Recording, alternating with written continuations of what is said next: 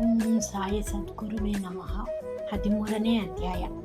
ರೋಗಗಳನ್ನು ಗುಣಪಡಿಸುತ್ತಿದ್ದು ಭೀಮಾಜಿ ಬಾಳಶಿಲ್ಪಿ, ಬಾಪು ಸಾಹೇಬ ಬೂಟಿ, ಆಳಂದಿ ಸ್ವಾಮಿ, ಕಾಕಾ ಮಹಾಜನಿ, ಹರ್ದಾ ಪಟ್ಟಣದ ದತ್ತೋಪಂತ. ಮಾಯೆ ಅಗಾಧ ಶಕ್ತಿ. ಬಾಬಾರವರ ವಚನಗಳು ಯಾವಾಗಲೂ ಸಂಕ್ಷಿಪ್ತವಾಗಿಯೋ, ರಸಭರಿತವಾಗಿಯೋ, ಆಳವಾಗಿಯೋ, ಅರ್ಥಗರ್ಭಿತವಾಗಿಯೋ, ಸಾಮರ್ಥ್ಯವುಳ್ಳವಾಗಿಯೂ ಇದ್ದವು. ಅವರು ಯಾವಾಗಲೂ ಸಂತುಷ್ಟರಾಗಿದ್ದರು. ನಾನು ಫಕೀರನಾಗಿ ಮನೆ ಮಠಗಳಿಲ್ಲದೆ ಸರ್ವಸ್ವವನ್ನು ತ್ಯಜಿಸಿ ಒಂದು ಸ್ಥಳದಲ್ಲಿ ನೆಲೆಸಿದ್ದರೂ ಸಹ ಅನಿವಾರ್ಯವಾದ ಮಾಯೆ ಎಂಬುದು ನನ್ನನ್ನು ಆಗಾಗ್ಗೆ ಕಾಡುತ್ತದೆ. ನನ್ನನ್ನು ನಾನೇ ಮರೆತರೂ ಸಹ ನಾನು ಮಾಯೆಯನ್ನು ಮರೆಯಲಾಗುವುದಿಲ್ಲ. ಅವಳು ನನ್ನನ್ನು ಬಂಧಿಸಿದ್ದಾಳೆ. ಶ್ರೀಹರಿಯ ಮಾಯೆ ಬ್ರಹ್ಮ ಮುಂತಾದವರನ್ನೂ ಕಾಡುತ್ತಾಳೆ. ಹೀಗಿರುವಾಗ ಈ ಫಕೀರನನ್ನು ಕೇಳುವವರಾರು? ಯಾರು ಪರಮಾತ್ಮನಲ್ಲಿ ಶರಣು ಹೋಗುತ್ತಾರೆಯೋ ಅಂತಹವರು ಅವನ ದಯೆಯಿಂದ ಮಾಯೆಯ ಬಂಧನವನ್ನು ತಪ್ಪಿಸಿಕೊಳ್ಳಬಹುದು. ಮಾಯೆಯನ್ನು ಕುರಿತು ಬಾಬಾರವರು ಈ ಮೇಲೆ ಹೇಳಿದಂತೆ ಅಭಿಪ್ರಾಯವನ್ನು ವ್ಯಕ್ತಪಡಿಸಿರುತ್ತಾರೆ. ಭಗವದ್ಗೀತೆಯಲ್ಲಿ ಶ್ರೀಕೃಷ್ಣನನ್ನು ಉದ್ಭವನಿಗೆ ಈ ರೀತಿ ಹೇಳಿದ್ದಾನೆ: ಸಂತರು ನನ್ನ ಜೀವಿತ ರೂಪ. ಈಗ ಬಾಬಾರವರು ತಮ್ಮ ಭಕ್ತರ ಯೋಗಕ್ಷೇಮಕ್ಕಾಗಿ ಏನು ಹೇಳಿದ್ದಾರೆಂಬುದನ್ನು ನೋಡೋಣ. ಯಾರು ಅದೃಷ್ಟಶಾಲಿಗಳು, ಯಾರು ಪಾಪಗಳಿಂದ ವಿಮುಕ್ತರಾಗಿರುತ್ತಾರೆಯೋ ಅಂತಹವರು ನನ್ನನ್ನು ಆರಾಧಿಸುತ್ತಾರೆ. ನೀವು ಯಾವಾಗಲೂ ಸಾಯಿ ಸಾಯಿ ಎಂದು ಧ್ಯಾನಿಸುತ್ತಿದ್ದರೆ ನಾನು ನಿಮ್ಮನ್ನು ಸಪ್ತಸಾಗರಗಳ ಆಚೆಗೆ ಸಾಗಿಸುತ್ತೇನೆ. ನನ್ನ ವಚನಗಳಲ್ಲಿ ನಂಬಿಕೆ ಇಟ್ಟರೆ ಒಳ್ಳೆಯದಾಗುತ್ತದೆ. ನನ್ನ ಆರಾಧನೆಗೆ ಪೂಜಾ ಸಾಮಗ್ರಿಗಳ ಅವಶ್ಯಕತೆ ಇಲ್ಲ.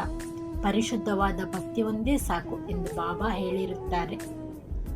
ಭೀಮಾಜಿ ಪಾಟೀಲ. ಪುಣೆ ಜಿಲ್ಲೆಯ ಜುನ್ನರ ತಾಲೂಕಿಗೆ ಸೇರಿದ ನಾರಾಯಣ ಗ್ರಾಮದ ಭೀಮಾಜಿ ಪಾಟೀಲರಿಗೆ ಆಗಾಗ್ಗೆ ಎದೆನೋವು ಬರುತ್ತಿದ್ದು ಅದು ಕ್ಷಯಕ್ಕೆ ತಿರುಗಿತ್ತು. ಅವರು ತೆಗೆದುಕೊಳ್ಳದೇ ಇದ್ದ ಔಷಧವೇ ಇರಲಿಲ್ಲ. ಆದರೂ ರೋಗ ಗುಣವಾಗಿರಲಿಲ್ಲ. ನಂತರ ಬದುಕುವ ಭರವಸೆಯನ್ನು ತೊರೆದು ಅವರು ಭಗವಂತನನ್ನು ಪ್ರಾರ್ಥಿಸಿದರು. ಗತಿಗಳು ಚೆನ್ನಾಗಿರುವಾಗ ನಾವು ಭಗವಂತನನ್ನು ಸ್ಮರಿಸುವುದಿಲ್ಲ. ಕಷ್ಟ ಕಾರ್ಪಣ್ಯಗಳು ತಲೆದೋರಿದಾಗ ಮಾತ್ರ ಭಗವಂತನ ನೆನಪು ಬರುತ್ತದೆ. ಇದು ಮಾನವನ ಸಹಜ ಗುಣ. ಅಂತೆಯೇ ಭೀಮಾಜಿಯವರು ಸಹ. ಈ ವಿಷಯದಲ್ಲಿ ಬಾಬಾರವರ ಪರಮ ಭಕ್ತರಾದ ನಾನಾ ಸಾಹೇಬ ಚಾಂದೋರಕ ಅವರ ಸಲಹೆ ಕೇಳುವ ಬಯಕೆ ಅವರಲ್ಲಿ ಮೂಡಿತು. ಮರುದಿನವೇ ಅವರಿಗೆ ಎಲ್ಲ ಸಮಾಚಾರವನ್ನು ಪತ್ರಮುಖೇನ ತಿಳಿಸಿದರು. ಅದಕ್ಕೆ ಬಾಬಾರವರ ಚರಣಾರವಿಂದಗಳಲ್ಲಿ ಮೊರೆ ಹೋಗುವುದೊಂದೇ ಸರಿಯಾದ ಮಾರ್ಗವೆಂದು ನಾನಾ ತಿಳಿಸಿದರು. ನಾನಾರವರ ಸಲಹೆಯನ್ನು ಒಪ್ಪಿ ಪಾಟೀಲರು ಶಿರಡಿಗೆ ಪ್ರಯಾಣ ಬೆಳೆಸಿದರು. ಬಾಬಾರವರಲ್ಲಿಗೆ ಅವರನ್ನು ಕರೆತರಲಾಯಿತು. ಆ ಸಮಯದಲ್ಲಿ ಬಾಬಾರವರ ಹತ್ತಿರ ಇದ್ದ ನಾನಾ ಚಂದೋರಕರ ಮತ್ತು ಶ್ಯಾಮ ಅವರು ಇದ್ದರು. ಬಾಬಾರವರು, ಇದೇನು ಶ್ಯಾಮ, ಈ ಕಳ್ಳನನ್ನು ನನ್ನ ಮುಂದಿರಿಸಿದ್ದಿ, ಇದು ಒಳ್ಳೆಯ ಕೆಲಸವೇ ಎಂದು ಕೇಳಿದರು. ಸ್ವಲ್ಪ ಹೊತ್ತಿನ ಮೇಲೆ ಬಾಬಾರವರ ಮನಸ್ಸು ಕರಗಿ, ನಿಲ್ಲು, ನಿನ್ನ ಚಿಂತೆಯನ್ನು ಬಿಡು, ನಿನ್ನ ಕಷ್ಟಗಳು ದೂರವಾದವು. ಕಷ್ಟಗಳು ಎಷ್ಟೇ ಇರಲಿ, ಭಕ್ತರು ಈ ಮಸೀದಿಯಲ್ಲಿ ಕಾಲಿಟ್ಟ ಕ್ಷಣದಿಂದ ಅವರ ಕಷ್ಟಗಳು ದೂರವಾದಂತೆಯೇ. ಈ ಫಕೀರನು ದಯಾಮಯನು, ರೋಗಗಳನ್ನು ಗುಣಮಾಡಿ ಎಲ್ಲರನ್ನೂ ಪ್ರೀತಿ ಮತ್ತು ಆದರದಿಂದ ಕಾಪಾಡುವನು ಎಂದರು. ರೋಗಿಗೆ ಈ ಹಿಂದೆ 5 ನಿಮಿಷಕ್ಕೊಮ್ಮೆ ರಕ್ತವಾಂತಿಯಾಗುತ್ತಿತ್ತು. ಬಾಬಾರವರ ಸಮ್ಮುಖದಲ್ಲಿ ಏನೂ ಆಗಲಿಲ್ಲ. ಅಂದಿನಿಂದ ರೋಗಿಯ ಕಷ್ಟಗಳು ದೂರ ಸರಿಯುತ್ತಾ ಬಂದವು. ಬಾಬಾ ರೋಗಿಗೆ ಭೀಮಾಬಾಯಿಯವರ ಮನೆಯಲ್ಲಿರುವಂತೆ ಹೇಳಿದರು. ಆ ಮನೆಯ ಪರಿಸ್ಥಿತಿ ಅಷ್ಟು ಆರೋಗ್ಯಕರವಾಗಿರಲಿಲ್ಲ. ಆದರೂ ಬಾಬಾರವರ ಆಜ್ಞೆಯನ್ನು ಪರಿಪಾಲಿಸಲೇಬೇಕಾಗಿತ್ತು. ಅಲ್ಲಿ ತಂಗಿದ್ದಾಗ ಬಾಬಾರವರು ಅವರ ರೋಗವನ್ನು 2 ಸಲ ಕನಸಿನಲ್ಲಿ ಬಂದು ಗುಣಪಡಿಸಿದರು. 1ನೇ ಕನಸಿನಲ್ಲಿ ಒಬ್ಬ ಹುಡುಗನ್ನು ಶಾಲೆಯಲ್ಲಿ ಪಾಠವನ್ನು ಒಪ್ಪಿಸದೆ ಉಪಾಧ್ಯಾಯರಿಂದ ಹೊಡೆತ ತಿಂದು ಅನುಭವಿಸುತ್ತಿರುವ ಯಾತನೆ. ಮತ್ತೊಂದು ಕನಸಿನಲ್ಲಿ ಯಾರೋ ಅವರ ಎದೆಯ ಮೇಲೆ ಕಲ್ಲುರುಳಿಸಿ ನೋವು ಮಾಡುತ್ತಿರುವುದನ್ನು ಕಂಡರು.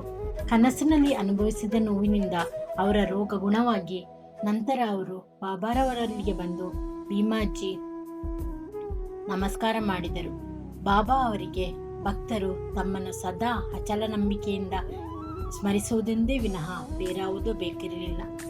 ಮಹಾರಾಷ್ಟ್ರದ ಜನರು 15 ದಿನಗಳಿಗೊಮ್ಮೆ ಅಥವಾ ತಿಂಗಳಿಗೊಮ್ಮೆ ತಮ್ಮ ಮನೆಗಳಲ್ಲಿ ಶ್ರೀ ಸತ್ಯನಾರಾಯಣ ವ್ರತವನ್ನು ಆಚರಿಸುತ್ತಾರೆ. ಆದರೆ ಭೀಮಾಜಿಯವರು ತಮ್ಮ ಮನೆಯಲ್ಲಿ ಶ್ರೀ ಸಾಯಿ ಸತ್ಯನಾರಾಯಣ ವ್ರತ ಎಂಬ ಹೊಸ ವ್ರತವನ್ನು ಆರಂಭಿಸಿದರು. ಬಾಳ ಗಣಪತಿ ಶಿಂಪಿ. ಬಾಬಾರವರ ಇನ್ನೊಬ್ಬ ಭಕ್ತರಾದ ಬಾಳ ಗಣಪತಿ ಶಿಂಪಿಯವರು ಭಯಂಕರವಾದ ಮಲೇರಿಯಾ ರೋಗದಿಂದ ನರಳುತ್ತಿದ್ದರು. ಅವರು ಎಲ್ಲಾ ತರದ ಔಷಧಿಗಳನ್ನು ಉಪಯೋಗಿಸಿದರೂ ರೋಗವು ಗುಣವಾಗದೇ ಇದ್ದುದರಿಂದ ಕರುಣಾಮಯಿ ಬಾಬಾರವರ ಅಡಿದಾವರಿಗಳಲ್ಲಿ ಬಿದ್ದರು. ಬಾಬಾರವರು ಅವರಿಗೆ ಒಂದು ಅದ್ಭುತವಾದ ಉಪಾಯವನ್ನು ಸೂಚಿಸಿದರು. ಲಕ್ಷ್ಮೀ ದೇವಸ್ಥಾನದ ಮುಂದೆ ಒಂದು ಕರಿನಾಯಿಗೆ ಮೊಸರು ಅನ್ನ ಕೊಡು ಎಂದು ಬಾಬಾ ಬಾಳ ಶಿಂಪಿಗೆ ಹೇಳಿದರು. ಬಾಳ ಇದನ್ನು ಕಾರ್ಯಗತ ಮಾಡುವುದು ಹೇಗೆ ಎಂದು ಯೋಚಿಸುತ್ತಾ ಮನೆಗೆ ಬಂದರು. ಆಗ ಮನೆಯಲ್ಲಿ ಅನ್ನ ಮೊಸರು ಇತ್ತು. ಅವೆರಡನ್ನು ಬೆರೆಸಿ ಲಕ್ಷ್ಮೀ ದೇವಸ್ಥಾನದ ಬಳಿ ತೆಗೆದುಕೊಂಡು ಬಂದರು. ಅಷ್ಟರಲ್ಲಿ ಒಂದು ಕರಿನಾಯಿ ಬಾಲವನ್ನು ಅಲ್ಲಾಡಿಸುತ್ತಾ ಹಸಿವಿನಿಂದ ಬಂದಿತ್ತು. ಬಾಳ ಶಿಂಪಿ ಅದನ್ನು ನಾಯಿಯ ಮುಂದಿಟ್ಟರು. ನಾಯಿಯು ಅದನ್ನು ಸಂತೋಷದಿಂದ ಭಕ್ಷಿಸಿತು. ಕೆಲವೇ ದಿನಗಳಲ್ಲಿ ಬಾಳಾರವರ ಮಲೇರಿಯಾ ಗುಣವಾಯಿತು. ಬಾಪು ಸಾಹೇಬ ಬೂಟಿ. ಬಾಪು ಸಾಹೇಬ ಬೂಟಿಯವರಿಗೆ ಒಂದು ಸಾರಿ ವಾಂತಿ ಮತ್ತು ಆಮೆಶಂಕೆ ಆರಂಭವಾಯಿತು. ಯಾವ ಔಷಧದಿಂದಲೂ ಗುಣ ಕಾಣಲಿಲ್ಲ. ಬಹಳ ಆಯಾಸವಾದುದರಿಂದ ಮಸೀದಿಗೆ ಹೋಗಲು ಸಹ ಪ್ರಾಣವಿಲ್ಲದಂತಾಯಿತು.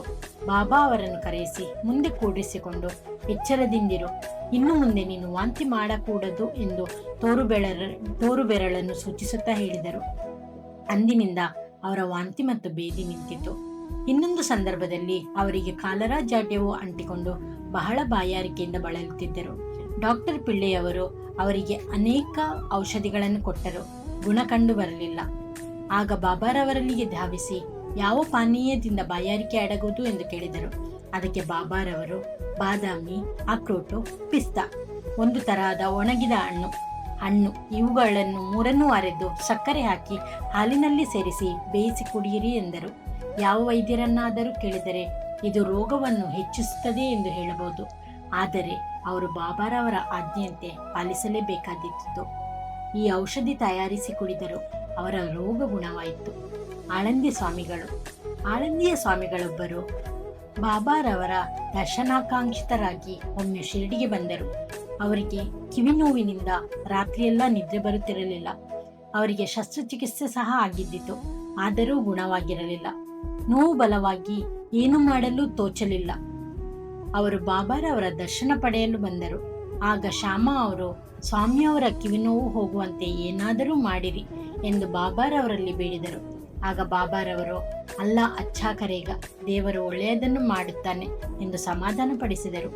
ಸ್ವಾಮಿಯವರು ಪುಣೆಗೆ ಹೋಗಿ 1 ವಾರದ ನಂತರ ಕಿವಿನೋವು ಗುಣವಾಗಿದೆ ಎಂದು ಪತ್ರ ಬರೆದರು. ಹೀಗಿತ್ತು ಬಾಬಾರವರ ಮಾತಿನ ಪ್ರಭಾವ. ಕಾಕಾ ಮಹಾಜನಿ.